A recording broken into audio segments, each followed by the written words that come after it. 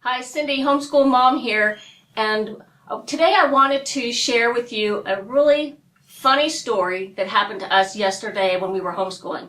Now, I confess, yesterday it wasn't funny. My son had an absolute emotional meltdown during his spelling test, and while he really does do a fairly good job at spelling, and his handwriting is wonderful for a third grader, he gets so fixated wanting to do well that if he forgets something or he struggles with something, he completely loses it emotionally. And when that happens, sometimes I just don't know how to handle it. What is going on? Is this something I need to discipline? What do we need to do differently here? So the word that he struggled with was the word use. U-S-E. He knows this word. It was given to him in a phrase. He had to spell use this pen. He knows that. He just blanked out. We all do that from time to time. And I kept telling him, it's okay.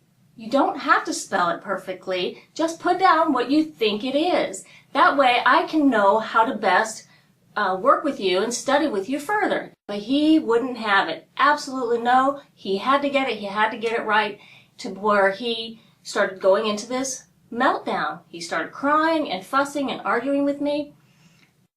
So it was no longer about the spelling test. It was about this behavior. So I said, you know what? We are going to close this book and we are going to go do something else. He didn't want to do that either. No, I got to do it. I said, look, you are not in any shape to do any more spelling words.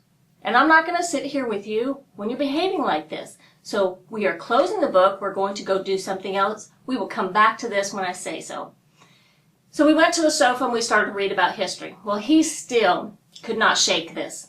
He was not happy. He was a grump. So I said, okay, you just need to go chill out on your own for a little while. Go spend 15 minutes in your room. Just relax. And I want you to recompose and then come back to the table and we'll move on with something else.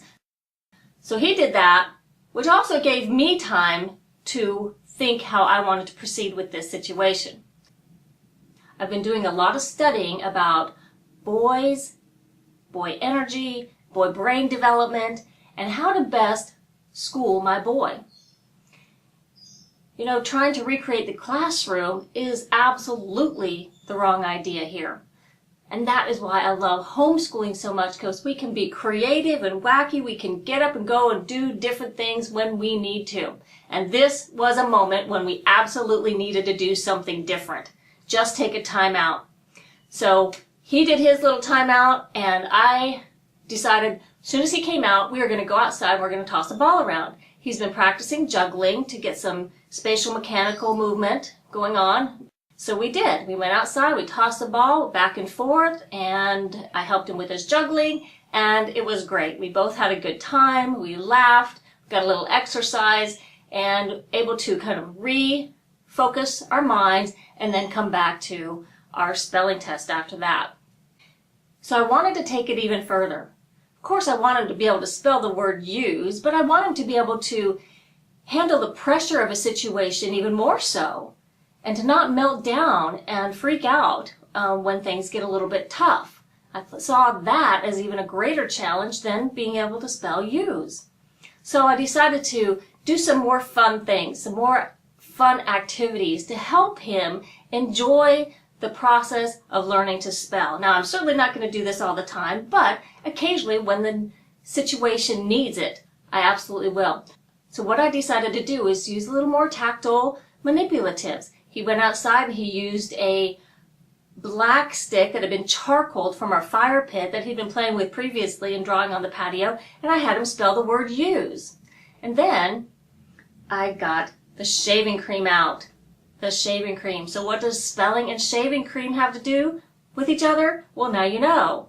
He used it to spell the word use. He played with it. He spelled the word use over and over again, and he had a blast doing it. After that, one other thing that I incorporated throughout the day is I told him, anytime you catch me using the word use in a sentence, when I'm speaking to you, if you catch me and you spell it, I'm going to pay you $0.25. And he loved that. He did great catching me using the word all day long, and he spelled it. And I think I'm out about $4 or $5. So I just wanted to encourage you, if you have, and I know you have, you're homeschooling, I know you're going to have situations where you run into challenges with your children, whether it's academic challenges or behavioral challenges and emotional challenges, to just take a step back, give yourself a breather, let your creative juices start flowing, and figure out ways to incorporate other things to help them learn. Oh, and one other thing we did is we used cookie dough. We used cookie dough to spell out the word use. So I guess you could say our entire day was spent focusing on the word use. But you know what? We had fun. And that's what's most important.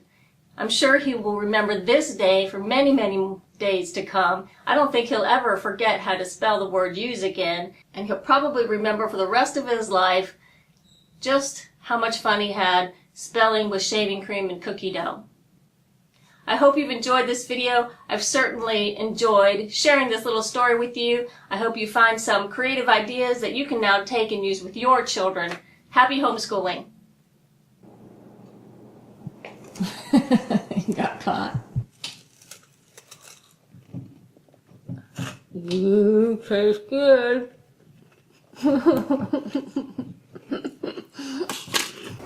You ready to shave? Yeah.